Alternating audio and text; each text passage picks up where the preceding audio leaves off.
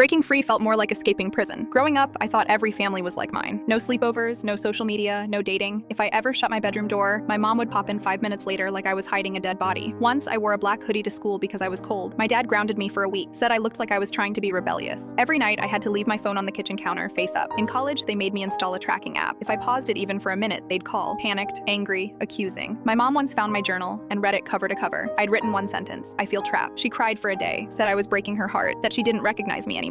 By the time I graduated, I had no friends left. I couldn't date, couldn't move out, couldn't accept a full-time job unless they approved the field, the hours, the interview outfit. I was 23 with a 10 p.m. curfew and no keys to my own freedom. Then I met someone. It was at work, totally innocent. He was kind, calm, normal. We'd talk during breaks, walk out together after shifts, things that would have gotten me grounded at 15. I didn't tell my parents for months. I already knew how it would go. But one night I told my mom. She didn't yell, didn't even speak. She just cried, then called my dad. He came home early, sat across from me like I was on trial, and told me I was ruining my value, that no man would want a girl who disobeyed her parents, that I was humiliating the family. That night, I knew something was off. I woke up to a room that had been tampered with. My phone moved, my drawer left open. I checked. They'd gone through everything. Messages, notes, photos. They found his name, found where he lived, and drove to his house. He called me the next morning. His voice was shaking, said they showed up, told him to back off, said I wasn't stable, that I needed help, threatened to call the cops. Something inside me snapped. I packed a tote bag, charger, clothes, toothbrush, walked into the living room and said, I'm done. My dad stood up, pointed at the door and said, if you leave, you're cut off, no coming back. So I left. No plan, no money. I called a coworker I barely knew and asked if I could crash for a couple nights. She said yes. The first few days were awful. I kept checking the locks, couldn't sleep. Every time my phone buzzed, I jumped. They called nonstop, left voicemails saying I was brainwashed, said I was throwing my life away. They even showed up at my job twice. My boss had to ask them to leave. Eventually, I found a studio apartment, 2 roommates, 1 bathroom, a lock on my door. I changed jobs, started therapy, blocked every number I could. It's been over a year. I still flinch when I hear certain ringtones, still check over my shoulder sometimes, because leaving home wasn't just leaving, it was surviving. I used to think love looked like control, that saying yes meant being respectful, that silence was safety, but it wasn't. I wasn't safe. I was managed, monitored, molded. Now, I'm finally living. Sometimes I miss the idea of a family, but I don't miss them, and I don't regret walking.